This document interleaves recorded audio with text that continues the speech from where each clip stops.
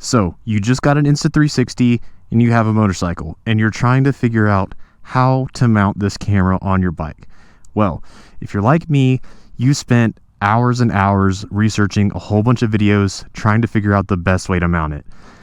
And if you look at most of the videos that are on YouTube, you'll see videos where they're just using a singular clamp and then just using zip ties to tie the selfie stick to the rear fairing of the bike, or something else terrible that just really just involves zip ties and no like proper way to really secure the selfie stick. So if you ride a Kawasaki, or if you have rear passenger pegs that are mounted to the side like this, I think I have the perfect solution if you use an Insta360 and want to get that rear POV using your camera. So I'm not going to take all the credit for coming up with this. There's actually another YouTuber who I'm going to have annotated or credited right here where I found his original video where he has these exact same clamps. I'm also going to have them listed right here. They're actually from Amazon of all places, and they're incredibly cheap.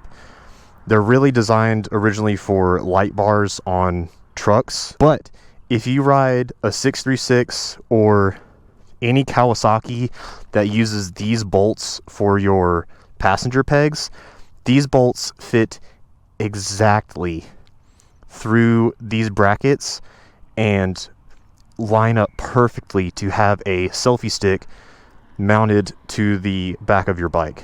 So not only is this much more secure than a single clamp and a whole bunch of zip ties, it's much more aesthetically pleasing. No zip ties are used at all. So if you're willing to sacrifice your passenger pegs, like if you don't have someone riding with you very often, this could be the best solution for mounting your Insta360 to the rear using a selfie stick.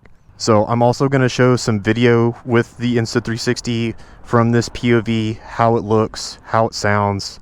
And I'm also going to go over my GoPro setup because I've had some people ask what are my settings, exactly what cameras I use, any other accessories like the mounting bracket I have here, the accessories I use for my GoPro to get all the video that I do. So I'm going to have everything linked down in the description if you want to buy any of it yourself, as well as I'm going to have all the settings laid out and explained in this video. So to state the obvious, we are using an Insta360, and this is the Insta360 X4. This is the newest 360 camera from Insta360. I had an X3 earlier this summer, and on my first bike, the way that I had it mounted was kind of how I mentioned already, with a singular clamp situation and no zip ties. So that was really my fault. I had the rear passenger peg, a single clamp, and then the original Insta360 selfie stick screwed into the clamp, and it had broken off during a ride, and I just completely lost that camera. I went back and forth with Insta360 on trying to get a replacement since the stick failed, but unfortunately I was not able to get a replacement. So I spent my own money and got the X4.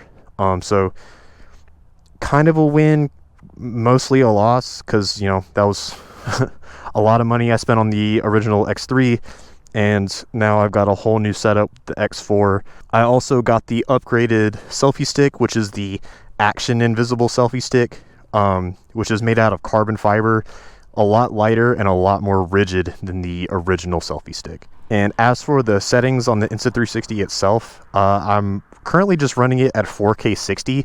I know that this camera is capable of 8K 30, which is absolutely insane. All of the modes and the different resolutions and frame rates that this camera is capable is absolutely insane. But just for the purpose of shooting this video, I'm going to be doing everything in 4K 60. Also, me personally, I don't have any displays in my house higher than 4K other than some TVs. Really, there's an extremely small population of people that actually have displays that are higher than 4K. Just the fact that this camera has the capability to record in 8K is absolutely amazing and kind of future-proofs the camera a little bit. This should last you a really, really long time, as long as you take care of it. This camera is incredibly fragile, so you definitely need to take the extra precautions and take care of it. Get that extended warranty, use the lens protectors. I'm also going to link another video in the description showing the difference between no lens protector, the lens protector that comes in the box with the X4, and the premium lens protector. And you'll be kind of surprised that the premium lens protector really isn't much better, and in some scenarios is actually worse than the one that comes in the box. And then as far as the camera that I have mounted on my helmet, is the GoPro Hero 12, and I have a media mod as well as just a cheap lav mic that I got off of Amazon. Again, I'm going to have everything linked in the description if you want to get them yourselves. I don't get any commission or anything off of the things that I have listed in the description. These are just if you guys want to see the exact setup that I'm using and want to get something for yourself. Oh, and the last thing that I use for the GoPro is I have some ND filters, a pack of ND filters that I got also off of Amazon. ND filters are great. If you're running a GoPro, you need to be running ND filters, especially when it's really, really sunny outside. ND filters are amazing. Do your own research on those. If you want to make quality content using a GoPro, you need to have ND filters. They are so, so important. To sum it up, ND filters are basically having sunglasses for your camera.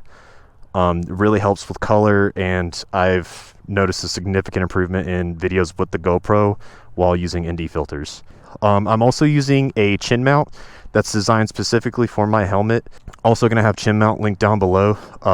Chin mount, sponsor me please. I love your products. Chin mount is great because they make action camera mounts for your specific helmet, so you can search the specific helmet that you have and get the exact chin mount that you need. Again, not sponsored. I just really like chin mount and think they make a great product, so I've been using them for almost 2 years now. I'm super happy with them, and highly recommend anyone else checking out chin mount. My helmet is the Scorpion RX 420, I believe. Also had that link down in the description. Not a super expensive helmet, but it gets the job done. I think it looks pretty good, and I have a tinted visor on it. Nothing too crazy. All right, well, I think that's enough yapping about the cameras, and I think we're gonna try and ride, get a little bit more video while it's still sunlight.